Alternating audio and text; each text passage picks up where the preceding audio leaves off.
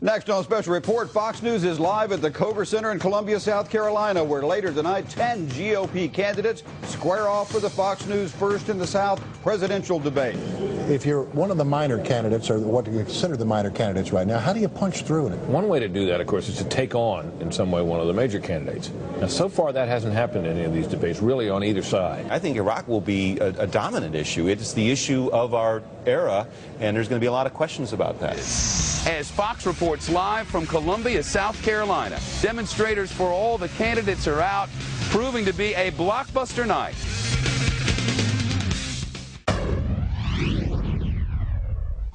You Decide 2008. The First in the South Republican presidential candidates debate. Live from the Coker Center on the campus of the University of South Carolina. Congressman Paul, you're one of 6 House Republicans who back in 2002 voted against authorizing President Bush to use force in Iraq. Now you say we should pull our troops out.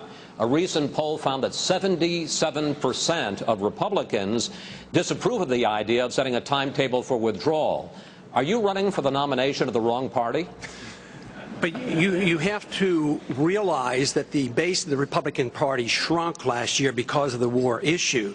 So that percentage represents less people. If you look at 65 to 70% of the American people, they want us out of there. They want the war over.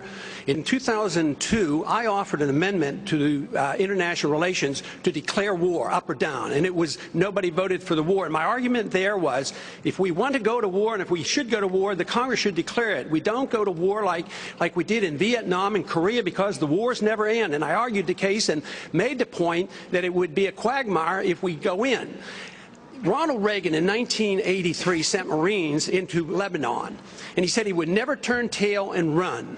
A few months later, the Marines were killed, 241 were killed, and the Marines were taken out. And Reagan addressed this subject in his memoirs. And he says, I said I would never turn tail and run. He says, but I never realized the irrationality of Middle Eastern politics, and he changed his policy there. We need the courage of a Ronald Reagan. Brian from Fort Wayne asks this question via the internet, a question about controlling government spending. Congressman Paul, can you tell me 3 federal programs you consider wasteful and would eliminate? I'd start with the departments. Department of Education, Department of Energy, Department of Homeland Security. We've started with, the Republicans put in the Department of Homeland Security. It's a monstrous type of bureaucracy. It was supposed to be streamlining our security, and it's unmanageable. I mean, just think of the efficiency of FEMA in its efforts to take care of the floods and the hurricanes. So yes, there's a lot of things that we can cut, but we can't cut anything until we change our philosophy about what government should do. If you think we can continue to police the world and spend hundreds of billions of dollars overseas and spend hundreds of billions of dollars running a welfare state, an entitlement system that has accumulated $60 trillion worth of obligations, and think that we can run the economy this way, we spend so much money now that we have to borrow nearly $3 billion a day from foreigners to take care of our consumption. And we can't afford that. We can't afford it in the government. We can't afford it as a nation. So tax reform should come, but spending cuts have to come by changing our attitude of what government ought to be doing for us. You would eliminate the Department of Homeland Security in the midst of a war, sir? Well, I think we should not go to more bureaucracy. It didn't work. We were spending $40 billion on security prior to 9/11, and they had all the information they needed there to deal with the threat. And it was inefficiency. So what do? We add a gigantic bureaucracy, which they're still working on trying to put it together. And a tremendous amount of increase in funds. So I don't think that the Republican position ought to be more bureaucracy. I mean, why did we double the size of the Department of Education? Congressman Paul, I believe you are the only man on the stage who opposes the war in Iraq, who would bring the troops home as quickly as almost immediately, sir. Are you out of step with your party? Is your party out of step with the rest of the world? If either of those is the case, why are you seeking its nomination?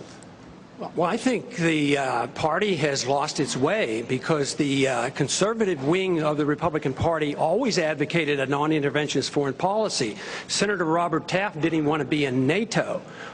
George Bush won the election in year 2000 campaigning on a humble foreign policy, no nation building, no policing of the world. Republicans were elected to end the Korean War. The Republicans were elected to end the Vietnam War.